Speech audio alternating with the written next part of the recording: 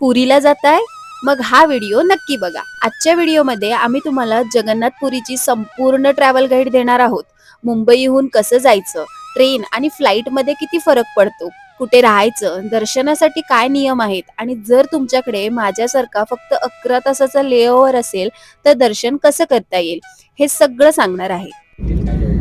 नमस्कार मंडळी, मी रीना आणि कार ड्राईव्ह करतायत प्रतीक. आता आम्ही निघालोय 4 धाम मधील एका तीर्थस्थानाला, जे की आहे जगन्नाथपुरी. सो प्रतीकच्या मनात बऱ्याच टायमिंग पासून इच्छा होती जगन्नाथपुरीला जायची आणि लकीली आम्हाला आज हा चान्स मिळालाय. आम्ही अंदमानवरून मुंबईला येत होतो आणि आमचा भुवनेश्वरला एक लेओव्हर होता आणि वेदर कंडिशनमुळे आमची फर्स्ट फ्लाईट जी होती अंदमानवरून भुवनेश्वरला येणारी ती प्रीपोन झाली आणि त्यामुळे ऑलमोस्ट 9.5 आवर्सचा लेओव्हर आम्हाला भुवनेश्वरमध्ये स्पेंड करायचा होता. सो आम्ही डिसाईड केलं की ह्या टाईमचं काहीतरी युटिलायझेशन करून आपण जगन्नाथपुरीला जाऊन येऊ आणि जगन्नाथ देवाचं दर्शन घेऊन येऊ. सो जगन्नाथपुरी ची मान्यता खूप आहे. देशातून वेगवेगळ्या ठिकाणावरून भाविक इथे दर्शनासाठी येतात. सो आता करंटली आम्ही ऑन द वे आहोत जगन्नाथपुरी दर्शनसाठी. सो बघूया तिथे गेल्यावर दर्शन कसं होतंय आणि कसं आहे जगन्नाथपुरीचं ॲटमॉस्फिअर आणि तिथलं स्पिरिच्युअल वाईब. तसं बघायला गेलं तर मुंबई ते भुवनेश्वर रिटर्न फ्लाईटचा खर्च जवळपास 17,000 रुपये पर पर्सन आहे. बट लकीली ह्या लेओव्हरमुळे आमचा ट्रॅव्हल एक्सपेन्स 0 झाला. जगन्नाथपुरी हे उडीसा राज्यात असून भारतातील 4 धामपैकी एक धाम आहे. भगवान जगन्नाथ, बलभद्र आणि सुभद्रा यांचे हे मुख्य मंदिर आहे आणि दरवर्षी लाखो भाविक इथे दर्शनासाठी येतात. आता पुरीला जायचं असेल तर तुमच्याकडे 2 ऑप्शन आहेत. पहिला म्हणजे फ्लाईट. पुरीला एअरपोर्ट नाहीये, त्यामुळे तुम्ही जर मुंबईवरून येत असाल तर तुम्हाला भुवनेश्वर एअरपोर्टला यायला लागेल. भुवनेश्वर ते पुरी अंतर जवळपास 60 किलोमीटर आहे. त्यामुळे भुवनेश्वरवरून तुम्ही प्रायव्हेट टॅक्सी किंवा लोकल बसने सुद्धा पुरीला पोहोचू शकता. सेल्फ ड्राईव्ह साठी तिथून रेंटल कार किंवा बाईक हा ऑप्शन सुद्धा अवेलेबल आहे. सेल्फ ड्राईव्ह कारचे चार्जेस साधारणतः 1,500 ते 4,000 दरम्यान आहेत. बाईकचे चार्जेस 500 ते 1000 दरम्यान आहेत. दुसरा ऑप्शन म्हणजे ट्रेन. जर तुम्ही बजेटमध्ये ट्रिप प्लॅन करणार असाल तर ट्रेन हा बेस्ट ऑप्शन आहे. मुंबई ते पुरी डायरेक्ट ट्रेन उपलब्ध आहेत. स्लीपर क्लासचे रिटर्न तिकीट 1600 रुपये पर पर्सन आहे. या ट्रेनच्या जर्नीला साधारण 28 ते 32 तास लागतात. फायनली आपण जवळ पोहोचलो आहे. आता कार पार्किंगसाठी जागा बघूयात, कार पार्क करूयात आणि दर्शनासाठी जाऊया.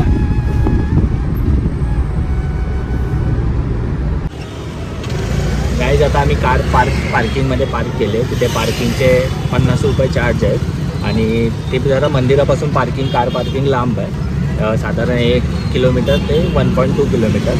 तर आम्ही कार पार्किंग करून बेसमेंटमध्ये वरती आलो आणि इथून ही अशी सायकल आहे, तुम्ही बघू शकता. 1 किलोमीटर डिस्टन्सवर म्हणजे ते मंदिरापासून येऊन सोडतात आपल्याला, त्याचे 50 रुपये चार्ज आहेत. ठीक आहे, चला जाऊयात आता मंदिराकडे. आता पुरी फिरायला किती दिवस पुरेसे आहेत? तर फक्त मंदिर दर्शन करणार असाल तर 1 दिवस सुद्धा पुरेसा आहे. पण तुमच्याकडे 2 किंवा त्याहीपेक्षा जास्त दिवस असतील तर तुम्ही पुरी, जगन्नाथ टेम्पल, कोणार्क मंदिर आणि पुरीतील अजून लोकल मंदिरे आणि बीच सुद्धा विजिट करू शकता. आता प्रश्न येतो, राहायचं कुठे? तर मंदिर एरियामध्ये हॉटेल उपलब्ध आहेत. हॉटेलचे चार्जेस 1000 पासून चालू होतात. आता त्या गोष्टीबद्दल बोलूयात ज्यासाठी पुरी हे जगभर प्रसिद्ध आहे, ते म्हणजे रथयात्रा. दरवर्षी आषाढ महिन्यात म्हणजे जून जुलै या महिन्यात ही यात्रा होते. भगवान जगन्नाथ, बलभद्रा आणि सुभद्रा यांचे 3 भव्य रथ तयार केले जातात. लाखो भाविक स्वतः रथाची दोरी ओढण्यासाठी पुरीत येतात. रथ मुख्य मंदिरापासून गुंडीचा मंदिरापर्यंत नेले जातात. जर तुम्हाला रथयात्रा अनुभवायची असेल तर 1 ते 2 महिने आधीच हॉटेल बुकिंग करा. फ्लाईट आणि ट्रेनचे चार्जेस सुद्धा वाढलेले असतात, त्यामुळे ॲडव्हान्स बुकिंग करा. किमान 2 दिवस आधी पुरीत पोहोचा. जर तुम्ही पुरीला जाणार असाल तर साधारणतः तुमचा खर्च अशा प्रकारे असेल. फ्लाईटने ट्रिप प्लॅन करत असाल तर 20,000 पर पर्सन मध्ये तुमची ही ट्रिप होऊन जाईल. त्याचं बायफर्केशन असं आहे, फ्लाईट चार्जेस पर पर्सन 17,000 रुपीज, त्यानंतर पर नाईट हॉटेल स्टे तुम्हाला भेटेल 1,000 रुपीज मध्ये, इंटरनल लोकल ट्रान्सपोर्टसाठी तुमचे 1,000 रुपीज जातील आणि 1,000 रुपीज फूडसाठी. अशी टोटल 20,000 रुपीज मध्ये तुम्ही 1 डे ची पुरीची ट्रिप करू शकता.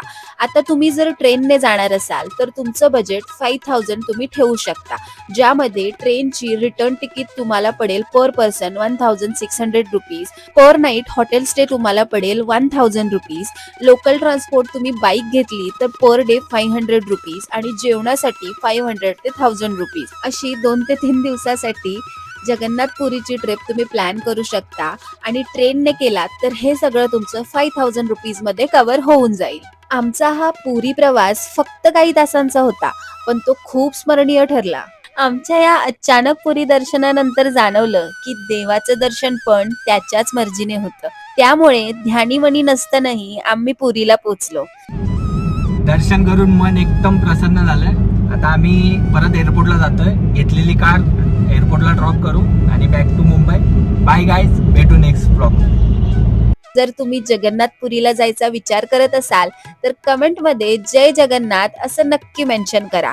आणि हा व्हिडिओ आवडला असेल तर चॅनलला लाईक, शेअर आणि सबस्क्राईब करायला विसरू नका. जय जगन्नाथ.